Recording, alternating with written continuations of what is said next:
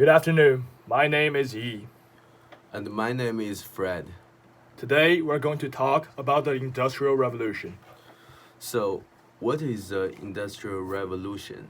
It is a shift in the economy based on agriculture and handicrafts to an economy based on manufacturing by machines in factories. What caused it? The Industrial Revolution was caused by the population growth in Britain. The large area Britain owned, abundant underground supplies like coal and iron, and the great inventors who invented machines for the Industrial Revolution.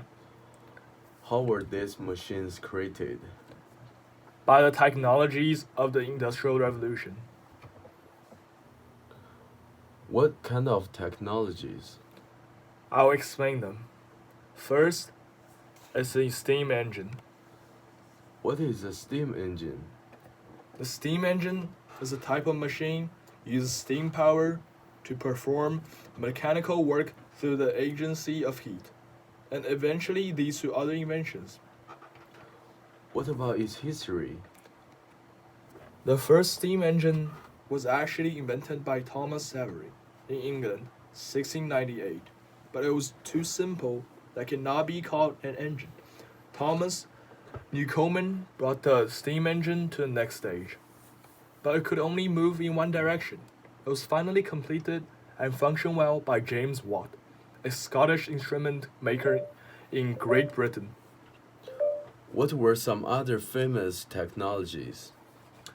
The other famous ones are water frame, steam power train, steam jenny, steamboat, spinning mule, and flying shuttle.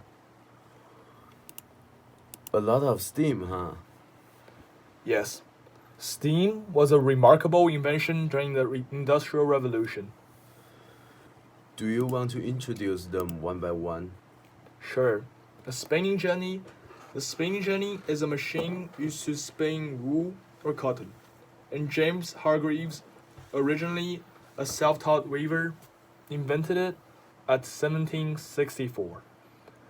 Fun fact, 20,000 of machines were used in Britain in the late 1700s. Water frame, an improvement of spinning jenny.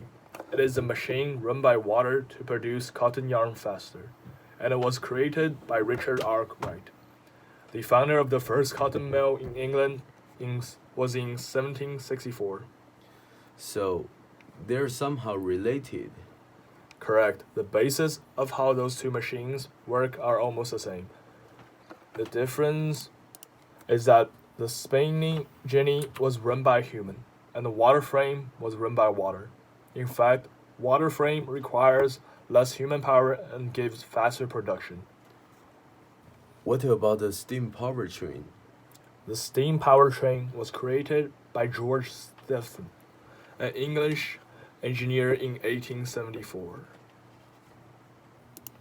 He used the steam engine as the power of train, which created the first type of train and increased the communication and trade between places, and eventually represents how grateful Britain was. Fun fact, every country stopped using steam power train by 1995 because it creates too much pollution and people found better resources like electricity and gas. So now it's time for the steamboat, right? Nope, it's time for flying shuttle. It was created to increase the production of clothes. It was invented by John Kay, 1773. It was initially a regular shuttle, and Kay improved its production speed more than twice faster. So, what's the next invention? The spinning mule, a multiple spindle spinning machine, and it combined from spinning jenny and the water frame. It was done by Samuel Crompton in 1779. This machine allows factories to produce yarn and thread extensively. What about the next one? And now it's time for spinning boat. It was invented by Robert Fulton, 1807. It was built to increase the movement of the material carrying between the Britain colonies.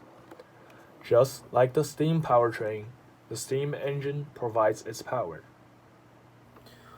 What are some impacts of these technologies? Before the Industrial Revolution, most people used to live in small villages. They're usually farmers, craftsmen, or butchers. They do everything by their own hands. But because of these great invention of technologies, people were able to work in cities. With better and faster production of everything, Great Britain became the strongest country in the world and eventually affects other countries. And all of them started their own industrial revolution. That's all for today. Thank you for introducing. And thank you guys for listening. We hope you guys learned something new. Have a good day.